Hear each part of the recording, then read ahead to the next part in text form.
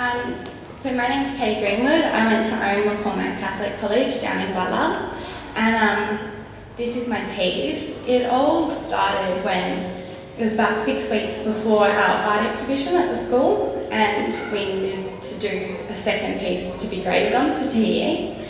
And my art teacher said it needed to embody points of view of society, our own points of view, other people's points of view, something along those lines. And in my previous work that I did at the beginning of the year, I'd focused on the idea of the body. And this was something that I wanted to still bring into this piece because it was quite a full-on topic and it had a lot of different things that you could explore. So I decided to try and find the original anatomist, the first person who began documenting the body and those sorts of things. And I wanted to see how society viewed what they were doing back then, because even 200 years ago, it would have been viewed so differently to what it is today. And through my research, I discovered that Leonardo da Vinci was the first and original anatomist to document the human body. And this was something that was really shocking to me because he was a big role model for me. And I always thought he was just an artist and an inventor. I never thought he was actually an anatomist.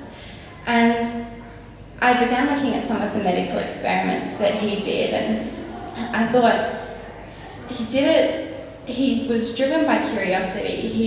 His thirst for knowledge was really the thing that drove him to do the medical experiments. And I didn't think that was enough to base a piece on. So I decided to contrast what he did with what someone else did. And I studied history, so I knew that Adolf Hitler conducted a lot of medical experiments during the Holocaust, and I wanted to contrast what Leonardo da Vinci did with Adolf Hitler, because the means that they did their experiments was really different. Like Leonardo da Vinci did his experiments on dead people, Adolf Hitler did it on people who were still alive, but still, the reason that they did them for curiosity and knowledge, it was kind of similar.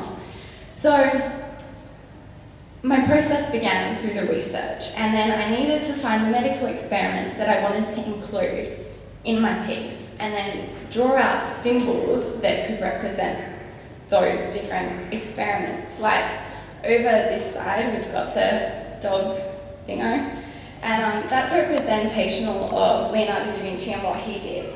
Things like that underneath of the piece is actually a dog skeleton, and over the top of that I've laid a female human skin, because Leonardo da Vinci was comparing the skeleton of a dog with humans and then nothing alike. So I thought that was pretty interesting.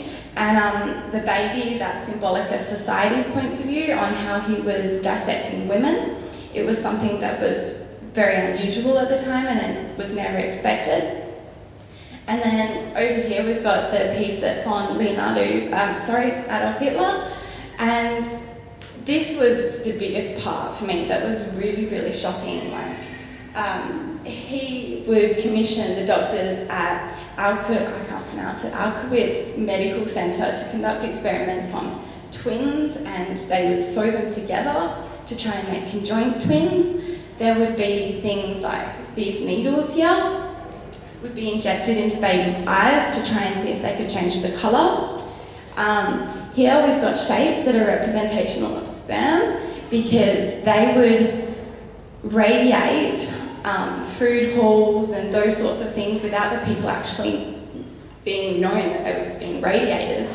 And there were a lot of different things that inspired these and things that you could draw on. So that's where this kind of came from. And once I got the symbols, it was a matter of trying to decide what material to use.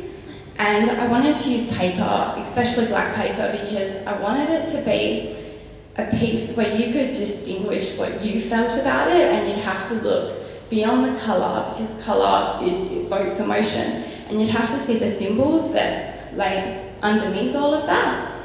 So after that, I began cutting for about 4 weeks straight. It was a lot of long nights and many, many hours, and I must say the most frustrating thing was when you do one piece and you'd be on it for about 5 hours and then a little break would happen.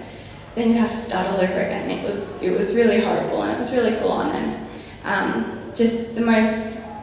just being chosen for perspectives, it was just one of the best things, and I never thought it would happen, and I was the first one chosen from my school, so that was pretty cool. And I made this piece because it was a thing that fascinated me, and I never thought that it would end up here.